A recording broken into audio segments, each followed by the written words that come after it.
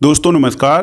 दोस्तों सिविल सेवा परीक्षा की तैयारी में एनसीईआरटी की पुस्तकों का बहुत महत्व है और तैयारी के प्रारंभिक चरण में प्रत्येक अभ्यर्थी को इन पुस्तकों का अध्ययन करने की सलाह दी जाती है।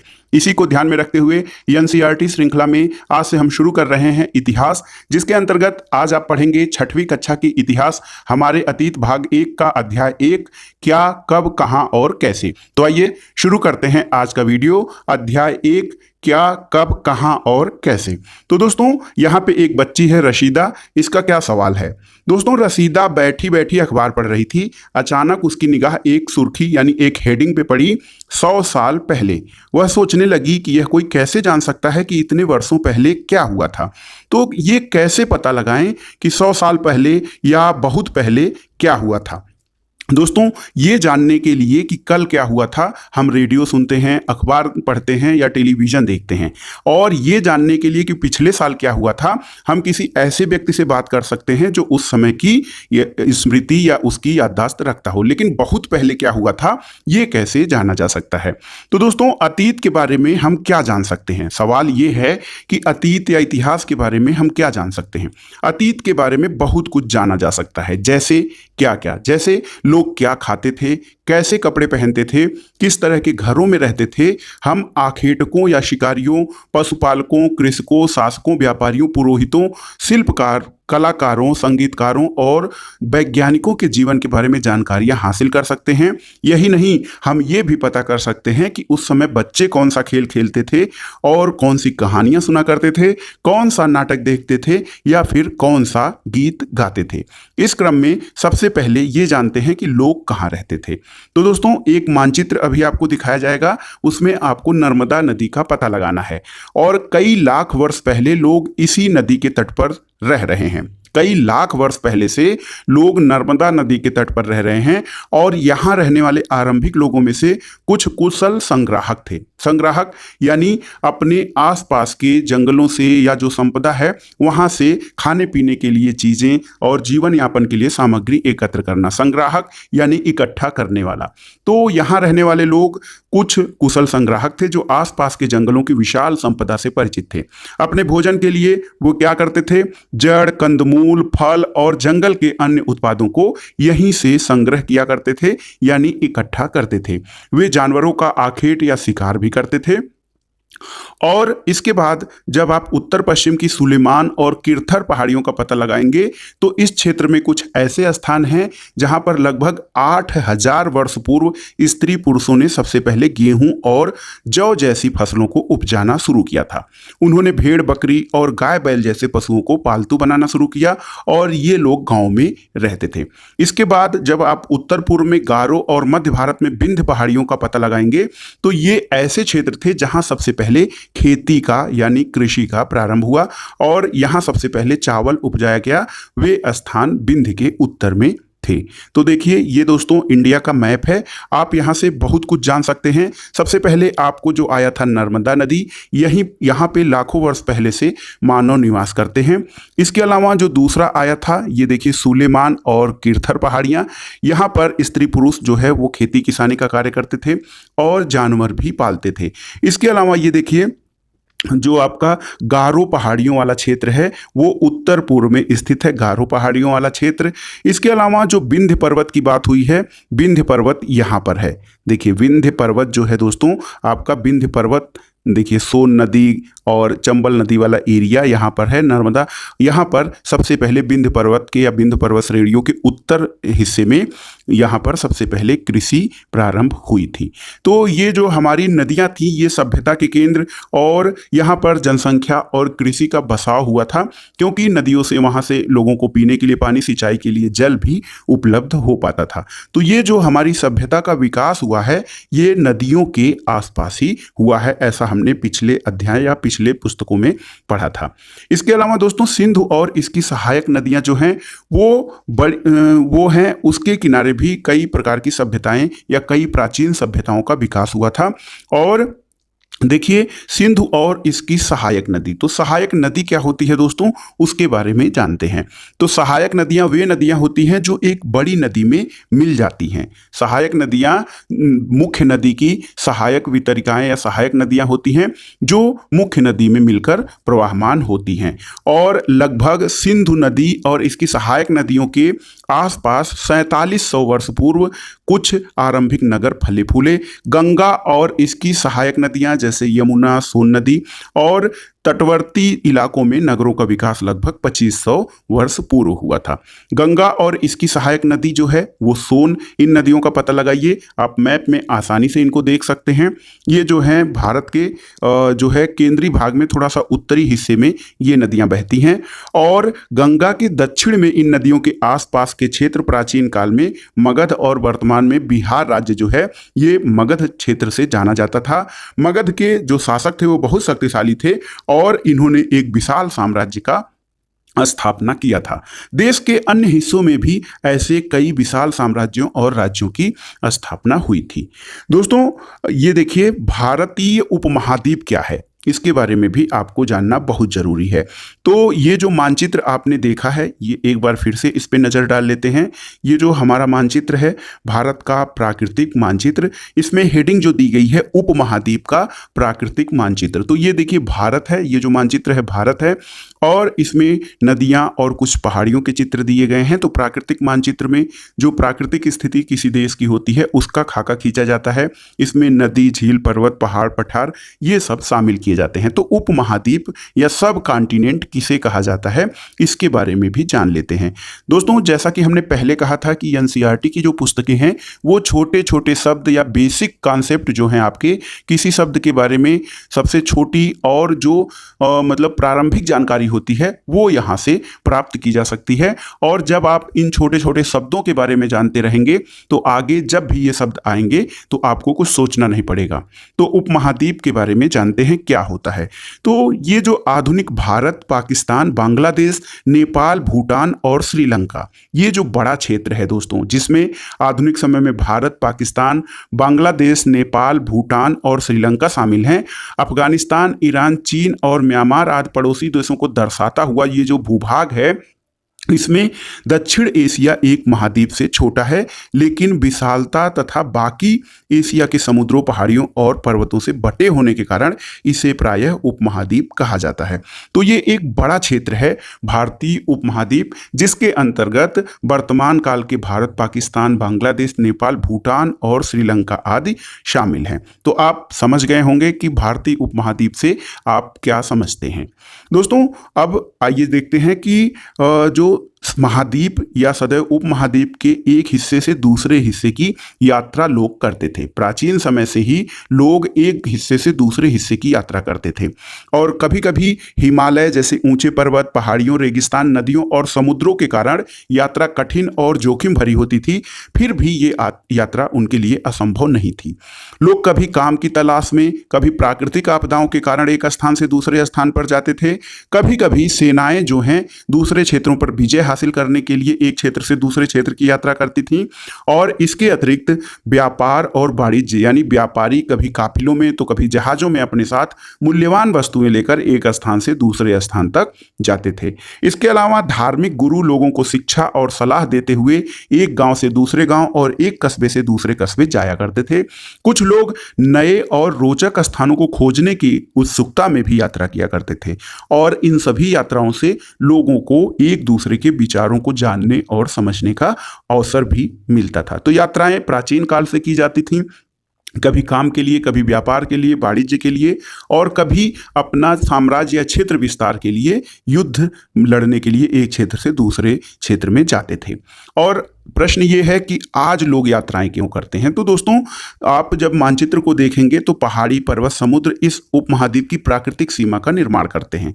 हालांकि लोगों के लिए इन सीमाओं को पार करना आसान नहीं था। जिन्होंने ऐसा चाहा वे ऐसा कर न सके, वे पर्वतों ऐसा कर सके, जो लोग चाहे वे पर्वतों की ऊंचाई छू सके और गहरे समुद्रों को पार कर सके। उपमहाद्वीप के बाहर से भी कुछ लोग यहाँ आए और यहाँ बस गए। लोगों के इस आवागमन ने हमारी सांस्कृतिक परंपराओं को भी समृद्ध किया था। कई सौ वर्ष पहले लोग पत्थर को तराशने, संगीत रचने और यहाँ तक कि भोजन बनाने के नए नए तरीकों के बारे में एक दूसरे से जानते और समझते रहे हैं। तो हमारे देश का नाम जो भारत है वो कैसे पड़ा, इसके बारे में भी जानते हैं। तो दोस्तों, अपने देश के लिए हम प्रायः इंडिया और भारत जैसे नाम का प्रयोग करते हैं। इंडिया शब्द की उत्पत्ति इंडस से हुई है, जिसे संस्कृत में सिंधु कहा जाता है।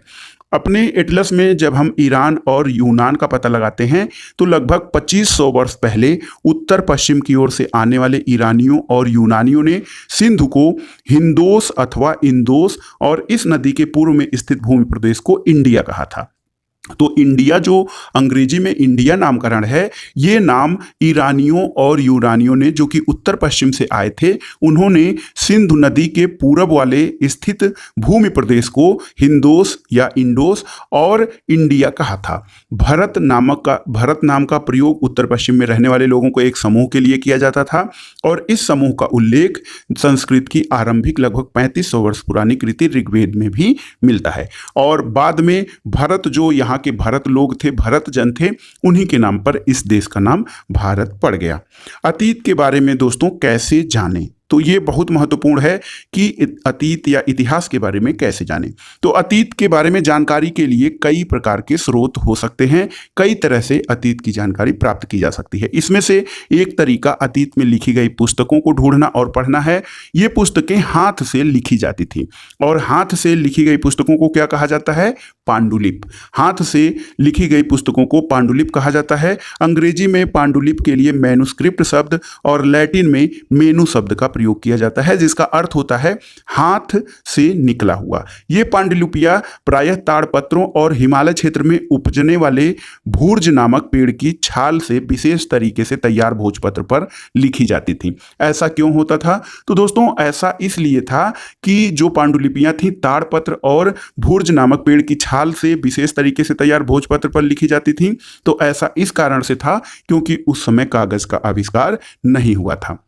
ये देखिए नीचे जो एक चित्र है, ये ताड़ पत्रों से बनी गई पांडुलिप का एक पृष्ठ है। यह पांडुलिप लगभग 1000 वर्ष पहले लिखी गई थी। किताब बनाने के लिए ताड़ के पत्तों को काटकर उनके अलग अलग हिस्सों को एक साथ बांध दिया जाता था और भुर्ज पेड़ की छाल से बनी एक ऐसी ही पांडुलिप को आप यहाँ पर देख सकते हैं। देखिए कितनी सुंदर लिखावट में ये पांडुलिप लिखी गई है और ये भोजपत्र पर लिखा गया भुर्ज पेड़ की छाल से बनी एक पांडुलिप आप यहाँ देख सकते हैं। तो पांडुलिप आप समझ गए क्या होती है। हाथ से लिखी गई जो पुस्तकें हैं उनको पांडुलिप कहा जाता है। पांडुलिप को अंग्रेजी में मैन्युस्क्रिप्ट भी कहा जाता है। और पांडुलिपियां जो हैं दोस्तों, उनका संरक्षण तो ऐसे इतना आसान नहीं था कि इतने वर्षों में वो ऐसे रह पाएं। इतने वर्षों में इनमें से कई पांडुलिपियों को कीड़ों ने खा लिया और कुछ नष्ट हो गई। ऐसी अनेक पांडुलिपियां आज उपलब्ध भी हैं। प्रायः ये पांडुलिपियां मंदिरों और विहारों में प्राप्त होती हैं। इन पुस्तकों में धार्मिक मान्यताओं का जिक्र है, राजाओं के जीवन, औषधियों और विज्ञान और सभी प्रकार के विषयों की चर्चा इसमें मिलती है। इसके अतिरिक्त हमारे यहाँ महाकाव्य, कविताएं और नाटक भी हैं। इनमें से कई संस्कृत में लिखे हुए मिलते हैं जबकि अन्य प्राकृत और तमिल भाषा में लिखे गए हैं। प्राकृत भाषा का प्रयोग आम लोग करते थे, ये सामान्य जन की भाषा थी प्राकृत और पाली, जबकि संस्कृत जो थी श्रेष्ठ जनों की भाषा थी। इसके अलावा पांडुलिपियों के अलावा हम अतीत के बारे में जानकारी के लिए अभिलेखों का भी अध्ययन कर सकते हैं। दोस्तों, अभिलेख किसे कहते हैं इसके बारे में जानते हैं। अभिलेख क्या है? तो अभिलेख ऐसे लेख पत्थर अथवा धातु जैसी अपेक्षाकृत कठोर सतहों पर उत्कीर्ण किए गए मिलते हैं। कभी कभी शासक अथवा अन्य लोग अपने आदेशों को इस तरह से इस पे उभरवाते थे ताकि लोग उन्हें देख सकें, पढ़ सकें और उनका पालन कर सकें। कुछ अन्य प्रकार के अभिलेख भी मिलते हैं जिनमें राजाओं और रानियों सहित अनेक स्त्री पुरुषों ने अपने कार्यों के विवरण उत्कीर्ण करवाए हैं। उदाहरण के लिए प्रायः शासक लड़ाइयों में अर्जित विजयों का लेखा जोखा भी अभिलेखों में देते थे।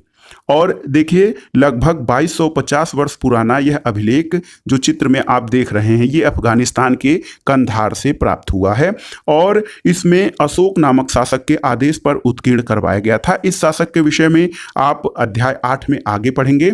जब हम कुछ लिखते हैं तब हम किसी लिपि का प्रयोग करते हैं। लिपि क्या है? तो दोस्तों लिपि जो होती है लिखावट के लिए हम इसका प्रयोग करते हैं। लिपियां अक्षरों अथवा संकेतों से बनी होती हैं और जब हम कुछ बोलते अथवा पढ़ते हैं तब हम एक भाषा का प्रयोग करते हैं और जब उसी भाषा को हम लिख देते हैं तो वो लिखित रूप में एक लिपि के रूप में उसको लिपिबद्ध किया जाता है। यह अभिलेख इस क्षेत्र में प्रयुक्त होने वाली यूनानी और आरामेइक नामक दो भिन्न लिपियों और भाषाओं में लिखी गई है। तो आपने समझ लिया कि अभिलेख किसे कहते हैं। इसके अलावा लिपि और भाषा क्या होती है। इसके अतिरिक्त अन्य कई वस्तुएं जो हैं वो अतीत के जानकारी के लिए सहायक हो सकती हैं। जो कई वस्तुएं अतीत में बनी और प्रयोग में लाई जाती थीं, ऐसी वस्तुओं का अध्ययन करने वाला व्यक्ति क्या कहलाता था? पुरातत्वविद। पुरातत्वविद यानी आर्कियोलॉजिस्ट कहलाता था, जो व्यक्ति पुराने समय में प्रयोग की जाने वाली वस्तुओं और चीज़ों का अध्ययन करता था। पुरातत्वविद पत्थर और ईंट से बनी इमारतों के अवशेष, चित्रों और मूर्तियों का अध्ययन करते हैं। ये औजार, हथियार, बर्तन, आभूषण और सिक्कों की प्राप्ति के लिए छानबीन और खुदाई भी करते हैं। इनमें से कुछ वस्तुएं पत्थर की, पक्की मिट्टी की तथा कुछ धातु की बनी हो सकती हैं और ऐसे तत्व कठोर और जल्दी नष्ट न होने वाले होते हैं। यहाँ पर देखिए एक घड़ा है, ये एक प्राचीन नगर से प्राप्त पात्र है। इसी तरह के पात्रों का प्रयोग 4700 वर्ष पूर्व होता था। इसके अलावा ये देखिए एक चांदी का पुराना सिक्का है और इस तरह के सिक्कों का प्रयोग 2500 वर्ष पूर्व होता था। लेकिन ये जो सिक्के हैं ये आज जो हमारे द्वारा प्रयोग में लाए जा रहे हैं उन सिक्कों से पूरी तरह अलग हैं।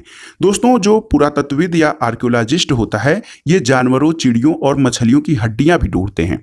ये इसलिए कि वहाँ पर पहले कौन से जीवधारी पाए जाते थे और इससे उनको ये जानने में मदद मिलती थी कि अतीत में लोग क्या खाते थे। वनस्पतियों के अवशेष बहुत मुश्किल से बच पाते हैं, लेकिन यदि अन्न के दाने और लकड़ी के टुकड़े जल जाते हैं तो वे जले रूप में बचे रहते हैं। इसके अलावा क्या पुरातत्वविदों को कपड़ों के अवशेष भी मिलते होंगे? तो पांडुलिपियों, अभिलेखों और पुरातत्व से ज्ञात जानकारियों के लिए इतिहासकार प्रायः स्रोत शब्द का प्रयोग करते हैं। तो स्रोत क्या है? स्रोत इतिहास के स्रोत या अतीत को जानने के स्रोत क्या है? तो दोस्तों ऐसे सभी चीजें जिनसे हमें अतीत के बारे में जानकारी मिल सकती है उसे स्रोत कहा जाता है। इसमें मुख्य रूप से इतिहास के स्रोतों में पांडुलिपियां, अभिलेख और पुरातत्व से ज्ञात जानकारियां हैं। इतिहासकार उन्हें कहते हैं जो अतीत का अध्ययन करते हैं। तो इतिहासकार किसे कहते हैं? पुरातत्वविद उन्हें कहते हैं जो पुरानी चीजों या पुराने समय की चीजों जो नीचे दब गई हैं उनकी खुदाई आदि के द्वारा उनका निष्कर्षण करके उनका अध्ययन करते हैं। लेकिन इतिहासकार जो अतीत का अध्ययन करता है उसे इतिहासकार कहते हैं।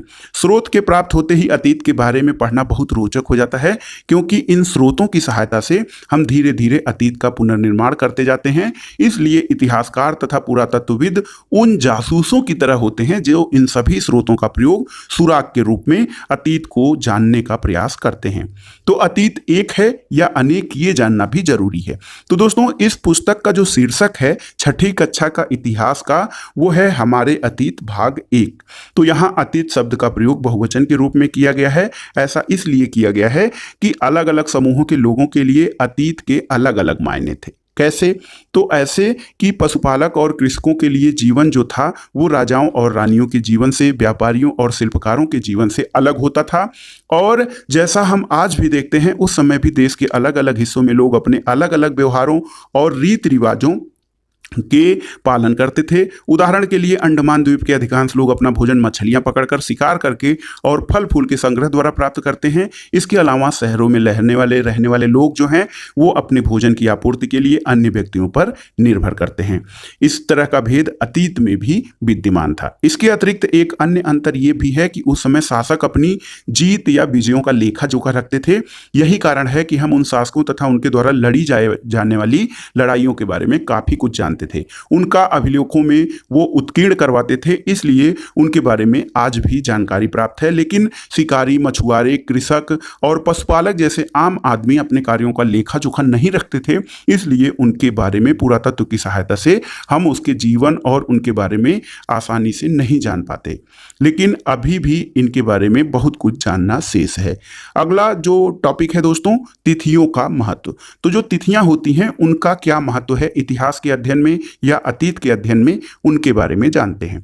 दोस्तों, यदि कोई आपसे तिथि के विषय में पूछे तो आप शायद उस दिन की तारीख, माह, वर्ष जैसे कि 2000 या इसी तरह का कोई और वर्ष बताएंगे। वर्ष की ये गणना ईसाई धर्म के प्रवर्तक ईसा मसीह के जन्म की तिथि से की जाती है। जो वर्तमान में हम वर्ष, तिथि, दिन और महीना प्रयोग करते हैं, ये ईसाई धर्म के प्रवर्तक ईसा मसीह के जन्म की तिथि से इसकी गणना की जाती है। और 2000 वर्ष कहने का तात्पर्य ये होता है ईसा मसीह के जन्म से 2000 वर्ष के बाद। ईसा मसीह के जन्म के पूर्व की सभी तिथियां ईसा पूर्व या ईसा से पहले के रूप में जानी जाती हैं। और इस पुस्तक में हम 2000 को अपना आरंभिक बिंदु मानते हुए वर्तमान से पूर्व की तिथियों का उल्लेख करेंगे।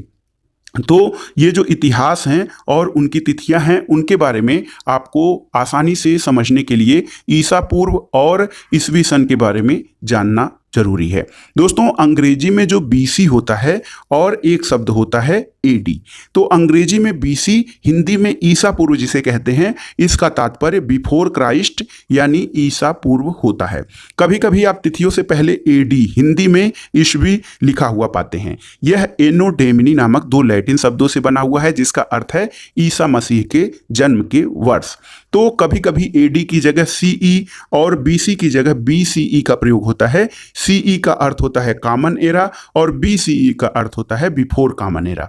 तो इन सब शब्दों का प्रयोग इसलिए करते हैं क्योंकि दुनिया के अधिकांश देशों में अब इस कैलेंडर का प्रयोग सामान्य हो गया है। ये जो कैलेंडर आज हम प्रयोग करते हैं इसे ग्रिगोरियन कैलेंडर कहा जाता है दोस्तों। और भारत में तिथियों के रूप में इसका प्रयोग लगभग 200 वर्षों से आरंभ हुआ था। कभी कभी अंग्रेजी के वीपी अक्षरों का प्रयोग होता है जिसका अर्थ होता है बिफोर प्रेजेंट यानी वर्तमान से पहले। तो देखिए, आप आसानी से समझ गए कि बीसी और एडी क्या होते हैं। तो बीसी का अर्थ होता है बिफोर क्राइस्ट यानी ईसा पूर्व और एडी का अर्थ होता है एनो डोमिनी यानी ईसा के जन्म के बाद। एक देखिए अन्यत्र करके एक बॉक्स में दिया है कि आपको इसके बारे में भी जानकारी होनी चाहिए। आपने पढ़ा कि अभिलेख जो हैं दोस्तों वो कठोर सतहों पर पत्थर या धातु के पत्रों पर उत्कीर्ण कराए जाते हैं। इनमें से कई अभिलेख कई सौ वर्ष पूर्व भी लिखे गए थे। सभी अभिलेखों में लिपियों और भाषाओं का प्रयोग हुआ है और समय के साथ साथ अभिलेखों में प्रयुक्त भाषाओं और लिपियों में आज तक बहुत बदलाव आ चुका है। विद्वान तब ये कैसे जान पाते थे कि क्या लिखा हुआ था? इसका पता अज्ञात लिपि का अर्थ निकालने की एक प्रक्रिया द्वारा लगाया जा सकता है। जैसे अज्ञात लिपि को जानने की एक कहानी उत्तरी अफ्रीकी देश मिस्र में मिलती है। लगभग 5000 वर्ष पूर्व यहाँ राजा रानी रहते थे। देखिए ये चित्र, इनको आप ध्यान से देखिएगा। और राजा रानी मिस्र के उत्तरी तट पर रोसेट्टा नामक एक कस्बा है। यहाँ से एक ऐसा उत्कीर्णित पत्थर मिला है जिस पर एक ही लेख 3 भिन्न भिन्न भाषाओं और लिपियों, यूनानी और मिस्री लिपि के 2 प्रकारों में लिखा हुआ है। कुछ विद्वान यूनानी भाषा पढ़ सकते थे। उन्होंने बताया कि यहाँ राजाओं और रानियों के नाम एक छोटे से फ्रेम में दिखाए गए हैं। इसे कारतूस कहा जाता था। और इसके बाद विद्वानों ने यूनानी और मिस्री संकेतों को अगल बगल रखते हुए मिस्री अक्षरों की समानार्थक ध्वनियों की पहचान की। जैसा कि आप देख सकते हैं, एल अक्षर के लिए शेर और ए अक्षर के लिए चिड़िया के चित्र बने हुए हैं। जो एक बार जब उन्होंने ये जान लिया कि विभिन्न अक्षर किनके लिए प्रयुक्त होते हैं तो वे आसानी से अन्य अभिलेखों को भी पढ़ सकते हैं। तो अभिलेखों को पढ़ने के लिए कोडिंग प्रक्रिया अपनाई जाती है क्योंकि उस समय जो लिपियां थी वो वर्तमान में नहीं प्रचलित रह पाई हैं। तो इसलिए विद्वान कोडिंग सिस्टम के द्वारा उनको समझने और जानने का प्रयास करते हैं। तो दोस्तों ये था आज का। आशा करता हूं कि ये चैप्टर आपको आसानी से समझ में आ गया होगा और जो शब्दावलियां आपके लिए प्रयोग की गई हैं जैसे पांडुलिप, अभिलेख, पुरातत्वविद, इतिहासविद या इतिहासकार, इन सब के बारे में आप आसानी से जान गए होंगे। वीडियो आपको कैसा लगा हमें कमेंट बॉक्स में जरूर बताइए। वीडियो देखने के लिए धन्यवाद। नमस्कार।